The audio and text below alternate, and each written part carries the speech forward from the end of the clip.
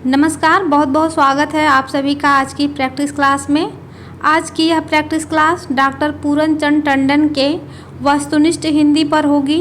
यह एक authentic book है जिसमें चैप्टर वाइज वस्तुनिष्ठ प्रश्नों का संग्रह है जो UP, TGT, PGT, UGC net Hindi की सभी परीक्षाओं के लिए महत्वपूर्ण है।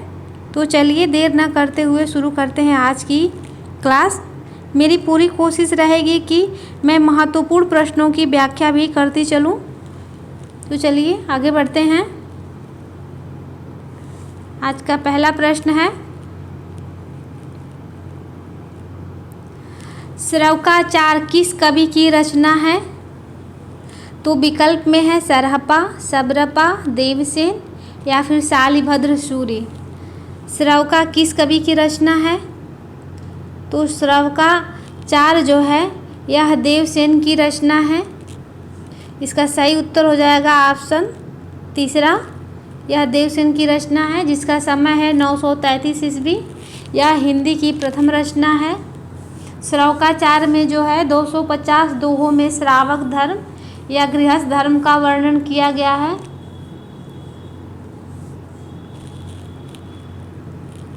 दूसरा प्रश्न है, दोहा कोश के रचयिता कौन है?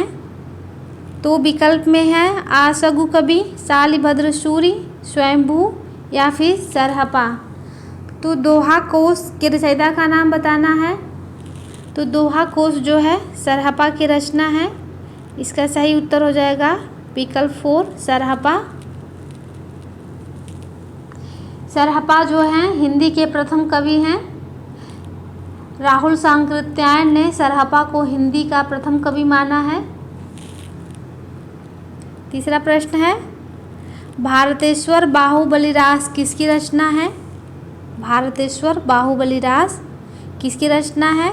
तो विकल्प में है जिनीधर्म सूरि, सुमतिगढ़ी, धनपाल या फिर शालिभद्र सूरि। तो भारतेश्वर बाहुबली रास जो है यह शालिभद्र सूरि की रचना है। विकल्प 4 इसका सही उत्तर हो जाएगा शालिभद्र सूरि। यह एक खंड काव्य है भारतेश्वर बाहुबली रास जिसका समय है 1184 ईस्वी। शालिभद्र सूरि की अन्य रचनाओं के नाम हैं पंच पांडव चरित रास और बुद्धिरास। अगला प्रश्न है, परमात्म प्रकाश व योगसार गद्य रचनाओं के रचयिता कौन हैं? तो विकल्प में है राम सिंह, जोइंदु, रोड़ा या फिर पुष्पदंत। तो परमात्म प्रकाश और योगसार गद्य रचनाओं के रचयिता का नाम बताना है। तो इसका सही उत्तर हो जाएगा जोइंदु। यह जोइंदु की रचना है।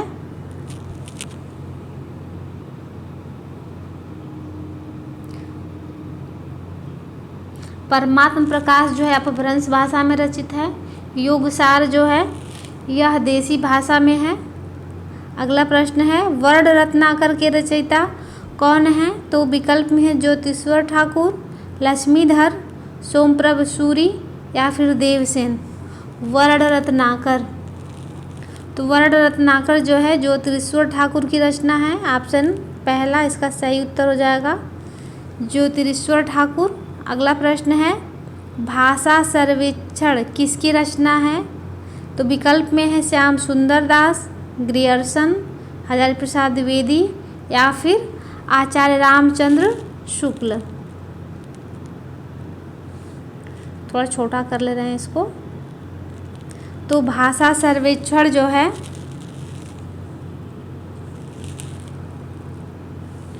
जॉर्ज ग्रियर्सन की रचना है। विकल्प दूसरा इसका सही उत्तर हो जाएगा। अगला प्रश्न है, हिंदी साहित्य का प्रथम इतिहास इस्तवार द ला लिटरेत्यूर एंदुई हिंदुस्तानी किस भाषा में लिखा गया है? 7वें नंबर का प्रश्न है यह। तो विकल्प में है अंग्रेजी, हिंदी, फ्रेंच या फिर जर्मन।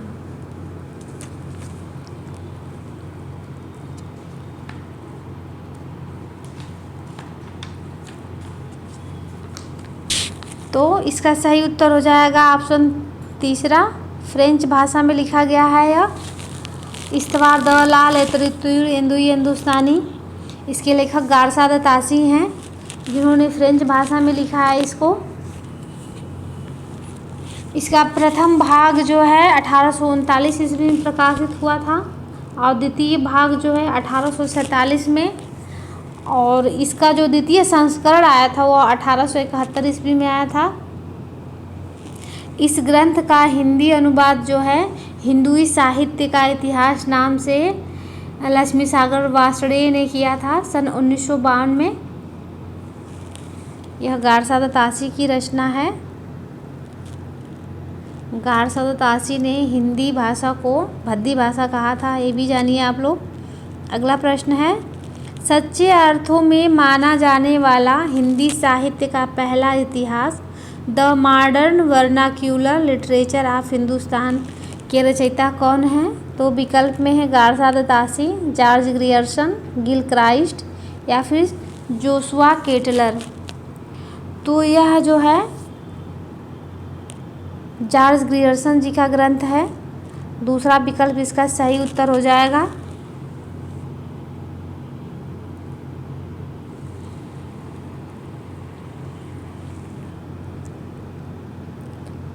अगला प्रश्न है, हिंदी भाषा में लिखा जाने वाला हिंदी साहित्य का प्रथम इतिहास कौन है? तो विकल्प में है शिव सिंह सरोज, मिश्र बंधु विनोद, हिंदी साहित्य का आलोचनात्मक इतिहास या फिर हिंदी साहित्य का इतिहास।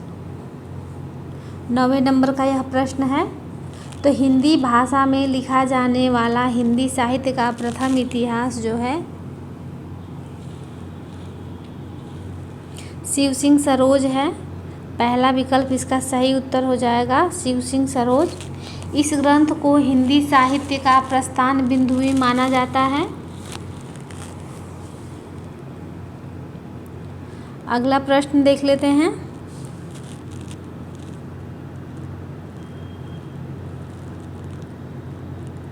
पूरा प्रश्न दिखाते हैं आप लोगों को।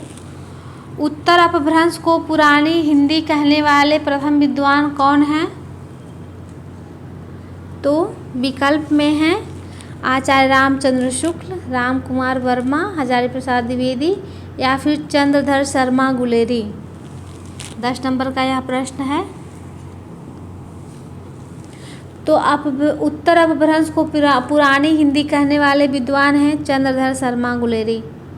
चौथा विकल्प इसका सही उत्तर हो जाएगा, ये भी हैं गुलेरी, पूरा यहाँ पर चंद्रधर शर्मा गुलेरी हो जाएंगे।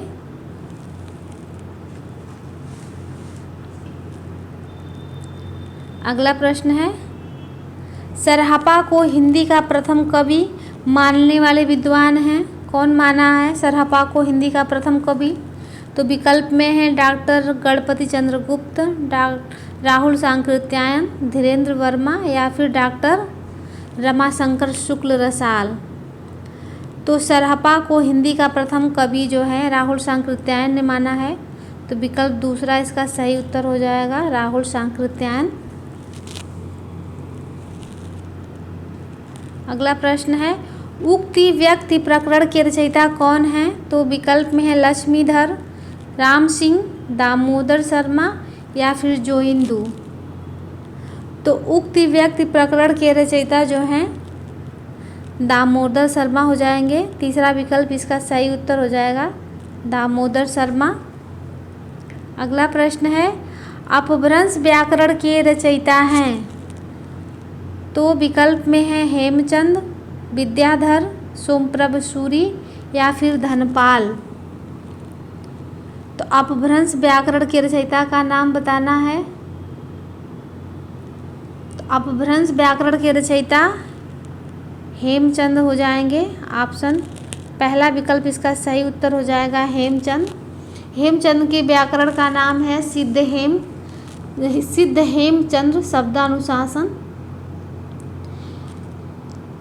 शब्दानुशासन के नाम से ही जाना जाता है, लेकिन पूरा नाम इसका है सिद्ध हेमचंद्र शब्दानुशासन के नाम से जाना जाता है इनके ग्रंथ को, हेमचंद्र के। इसमें संस्कृत, प्राकृत, अपभ्रंश तीनों भाषाओं का समावेश है इस ग्रंथ में। अगला प्रश्न है मिश्र बंधुओं द्वारा विरचित मिश्र बंधु विनोद कितने भागों में विभाजित है? तो विकल्प में है 1, 2, 4 या फिर 3। तो मिश्र बंधु विनोद द्वारा रचित जो ये रचना है, मिश्र बंधुओं द्वारा रचित जो रचना है मिश्र बंधु विनोद, यह 4 भागों में विभाजित है। तीसरा विकल्प इसका सही उत्तर हो जाएगा 4 भागों में। इसके 3 भाग 1913 ईस्वी में और चौथा भाग जो है 1934 ईस्वी में प्रकाशित हुए थे। अगला प्रश्न है वीर गाथा काल को संधि काल एवं चारण काल की संज्ञा किसने दी है? तो विकल्प में है ग्रियर्सन, धीरेन्द्र वर्मा, राम कुमार वर्मा या फिर हजारी प्रसाद द्विवेदी। तो वीर गाथा काल को संधि काल एवं चारण काल नाम की संज्ञा जो है डॉक्टर राम कुमार वर्मा ने दी है। तीसरा विकल्प इसका सही उत्तर हो जाएगा डॉक्टर राम कुमार वर्मा ने दी है। अगला प्रश्न है आशगु कवि की रचना है, कौन सी रचना है आशगु कवि की? तो विकल्प में है नेमिनाथ रास, चंदनवाला रास, स्थूलभद्र रास या फिर चर्यापद। तो आशगु कवि की रचना है चंदनवाला रास। विकल्प दूसरा इसका सही उत्तर हो जाएगा चंदनवाला रास। अगला प्रश्न है पौमचरियु के रचयिता कौन है? तो विकल्प में है पुष्पदंत, धनपाल, अब्दुल रहमान या फिर स्वयंभू। तो पौमचरियु के रचनाकार का नाम बताना है। तो पौमचरियु के रचनाकार स्वयंभू हैं। विकल्प 4 इसका सही उत्तर हो जाएगा। स्वयंभू के अन्य रचनाओं के नाम हैं, एक तो हो गई पौमचरियु, दूसरा हो गया रिठ्ठेमेचरियु और तीसरा हो गया स्वयंभू छंद। ये इनकी महत्वपूर्ण रचनाएं हैं। अगला प्रश्न है शब्दानुशासन के रचनाकार कौन है? तो विकल्प में है, देखिए वही प्रश्न आ गया जिसकी व्याख्या हमने अभी की है। तो शब्दानुशासन जो है अपभ्रंश भाषा का व्याकरण है जो हेमचंद्र जी का है। विकल्प पहला इसका सही उत्तर हो जाएगा हेमचंद्र। शब्दानुशासन को ही सिद्ध हेमचंद्र शब्दानुशासन के नाम से भी जाना जाता है, इसी ग्रंथ को, जो अपभ्रंश भाषा का व्याकरण है। चलिए अगला प्रश्न देख लेते हैं पाहुड़ दोहा किसकी रचना है? तो विकल्प में है लक्ष्मीधर, रोड़ा, राम सिंह या फिर हेमचंद। पाहुड़ दोहा, तो पाहुड़ दोहा के रचनाकार हो जाएंगे राम सिंह। विकल्प तीसरा इसका सही उत्तर हो जाएगा राम सिंह। अगला प्रश्न है प्राकृत पैंगलम किस कवि की रचना है? तो विकल्प में है लक्ष्मीधर, सब्रपा, ज्योतिरीश्वर ठाकुर या फिर जोइंदू। प्राकृत पैंगलम के रचनाकार का नाम बताना है, तो इसका सही उत्तर हो जाएगा विकल्प पहला लक्ष्मीधर की रचना है। अगला प्रश्न है रै कुमारचरियु के रचनाकार कौन है? तो विकल्प में है स्वयंभू, पुष्पदंत, सुमति गुड़ी या फिर रोड़ा। तो रै कुमारचरियु, जसहरचरियु,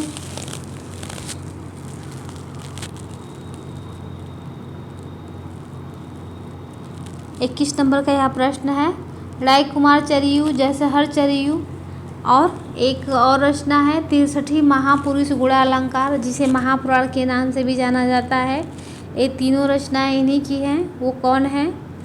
तो ऑप्शन 2 इसका सही उत्तर हो जाएगा। यह पुष्पदंत की रचना है। पुष्पदंत, ये तीनों रचनाएं पुष्पदंत की ही हैं। अगला प्रश्न है जय मयंक जस चंद्रिका के रचयिता कौन है? तो विकल्प में है भट्ट केदार, विद्यापति, केशवलाल या फिर मधुकर कवि। जय मयंक जस चंद्रिका के रचनाकार का नाम बताना है। तो इसका सही उत्तर हो जाएगा 22 नंबर का यह प्रश्न है। मधुकर कवि की रचना है यह जय मयंक जस चंद्रिका। एक इसी से मिलती जुलती एक और रचना है जयचंद्र प्रकाश। तो जयचंद्र प्रकाश किसकी रचना है? तो वह भट्ट केदार की रचना है। इनकी रचना है जयचंद्र प्रकाश। और जय मयंक जस चंद्रिका के रचनाकार मधुकर कवि हैं। अगला प्रश्न है उपदेश रसायन के रचनाकार हैं? कौन है उपदेश रसायन के रचनाकार? तो विकल्प में हो जाएंगे जिनधर्म सूरि, सोमप्रभ सूरि, शालिभद्र सूरि या फिर जिनदत्त सूरि। उपदेश रसायन रास के रचनाकार का नाम बताना है, तो इसका सही उत्तर हो जाएगा विकल्प 4 जिनदत्त सूरि।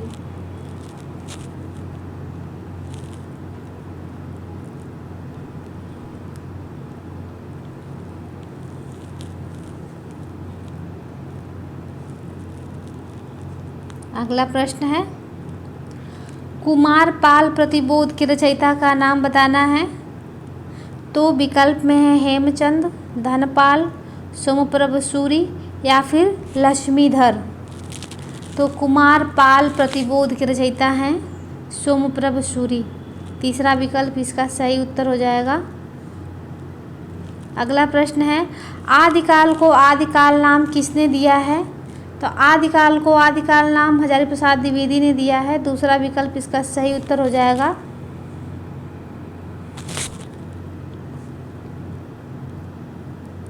पूरा प्रश्न दिखाते हैं आप लोगों को। अगला प्रश्न है 26 नंबर का प्रश्न है आदिकाल को वीर गाथा काल किस आलोचक ने कहा है? तो विकल्प में है आचार्य शुक्ल, आचार्य रामचंद्र शुक्ल, जॉर्ज ग्रियर्सन, राहुल सांकृत्यायन या फिर विश्वनाथ प्रसाद मिश्र।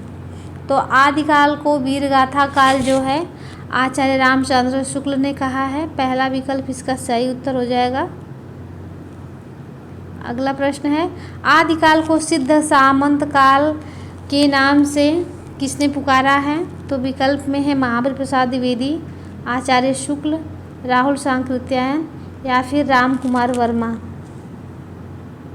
तो आदिकाल को सिद्ध सामंत काल राहुल सांकृत्यायन ने कहा है।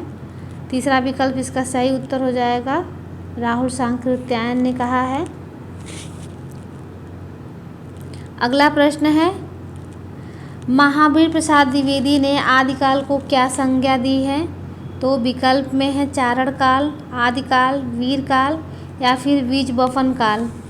तो महावीर प्रसाद द्विवेदी ने आदिकाल को बीज वपन काल कहा है। चौथा विकल्प इसका सही उत्तर हो जाएगा, बीज वपन काल। अगला प्रश्न है पश्चिमी हिंदी का विकास किस अपभ्रंश से माना जाता है? तो विकल्प में है मागधी, अर्धमागधी, सौरसेनी या फिर ब्राह्मण। तो पश्चिमी हिंदी का विकास जो है सौरसेनी अपभ्रंश से हुआ है, सौरसेनी। तीसरा विकल्प इसका सही उत्तर हो जाएगा।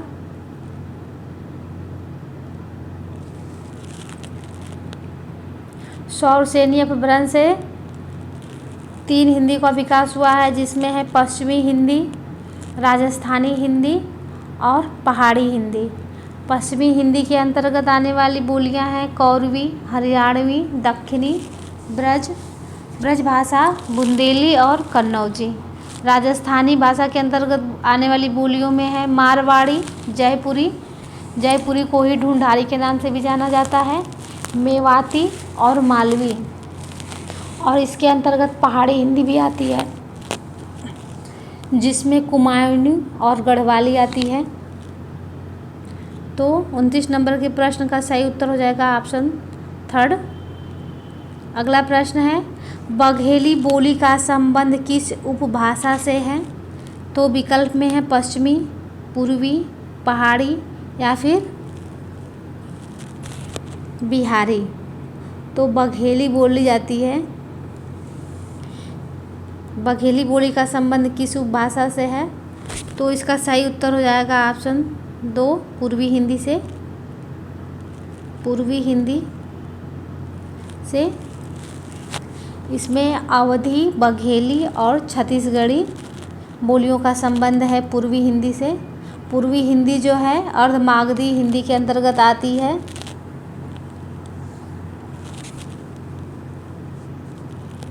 देखिए वही प्रश्न है पूर्वी हिंदी का उद्भव किस अपभ्रंश से माना जाता है? तो पूर्वी हिंदी का उद्भव जो है अर्धमागधी अपभ्रंश से माना जाता है। ऑप्शन पहला इसका सही उत्तर हो जाएगा। अगला प्रश्न है, खड़ी बोली या कौरवी का संबंध किस उपभाषा से है? तो विकल्प में है पूर्वी हिंदी, पहाड़ी हिंदी, राजस्थानी हिंदी या फिर पश्चिमी हिंदी। 32 नंबर का यह प्रश्न है। तो खड़ी बोली को ही कौरवी बोली के नाम से जाना जाता है, जिसका संबंध पश्चिमी हिंदी से है। ऑप्शन 4 इसका सही उत्तर हो जाएगा, पश्चिमी हिंदी। अगला प्रश्न है, अवधी बोली का विकास किस उपभाषा से हुआ है? तो विकल्प में है पश्चिमी हिंदी, पूर्वी हिंदी, बिहारी हिंदी या फिर राजस्थानी हिंदी। तो अवधी बोली का है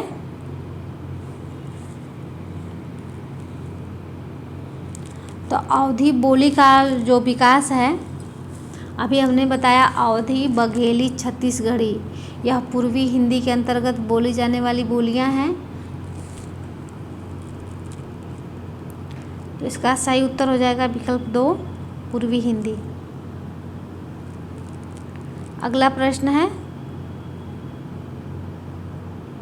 यह जो प्रश्न मैंने मार्क किया है, इस पुस्तक में थोड़ी सी दिक्कत है, ये है कि विकल्प तो सही दिए गए हैं लेकिन ऑप्शन कभी कभी इधर उधर हो गया है कहीं कहीं पर, तो इसका उत्तर कुंजी थोड़ा सा गलत है, इसको ध्यान में रख के पढ़ना है। मेरी पूरी कोशिश रहेगी कि मैं आप लोगों को सही उत्तर बताऊं। तो इस बुक में देखेंगे तो ये जो 33 नंबर का प्रश्न है, इसका विकल्प दिया है पहला वाला जो सही नहीं है। इसको हम सही करेक्ट करके ही आप लोगों को उत्तर बता रहे हैं सब।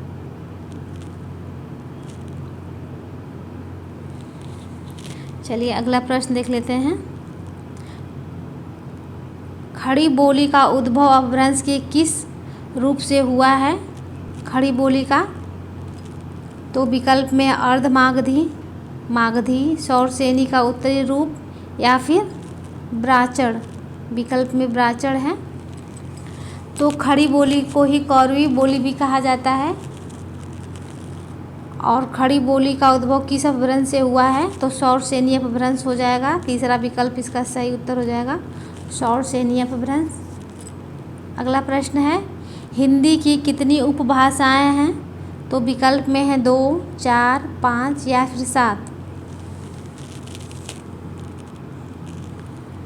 तो सही उत्तर हो जाएगा विकल्प तीसरा, 5 है। हिंदी की कितनी उपभाषाएं हैं? 5। कौन कौन सी हैं? पश्चिमी हिंदी, राजस्थानी, पहाड़ी, पूर्वी हिंदी और बिहारी हिंदी, यही 5 उपभाषाएं हैं। इसके अंतर्गत कुल 18 बोलियां आती हैं। चलिए अगला प्रश्न देख लेते हैं। हिंदी क्षेत्र की बोलियों की कुल संख्या है? देखिए वही प्रश्न आ गया। विकल्प में है 15, 17, 20 या फिर 18। तो इसका सही उत्तर हो जाएगा विकल्प 4, 18। अगला प्रश्न है, पश्चिमी हिंदी उपभाषा के अंतर्गत कितनी बोलियां आती हैं? तो विकल्प में है 3, 4, 5 या फिर 10। तो पश्चिमी हिंदी उपभाषा के अंतर्गत कितनी बोलियां आती हैं? तो विकल्प के अनुसार इसका सही उत्तर हो जाएगा विकल्प तीसरा, 5। अगला प्रश्न है, भोजपुरी किस क्षेत्र में बोली जाती है? इसका विकल्प आगे दिया गया है।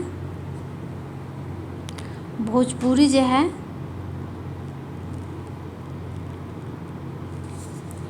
भोजपुरी बोली किस क्षेत्र में बोली जाती है, ये प्रश्न है। विकल्प में है दरभंगा, आजमगढ़, पटना या फिर पूर्णिया जिला। तो इसका सही उत्तर हो जाएगा विकल्प 2, आजमगढ़। अगला प्रश्न है, मैथिली का बोली क्षेत्र है कौन सा है? तो विकल्प में है गोरखपुर, लखनऊ, चंपारण या फिर मुंगेर। मैथिली कहाँ पर बोली जाती है ये बताना है। तो इसका सही उत्तर हो जाएगा विकल्प 4, मुंगेर में बोली जाती है।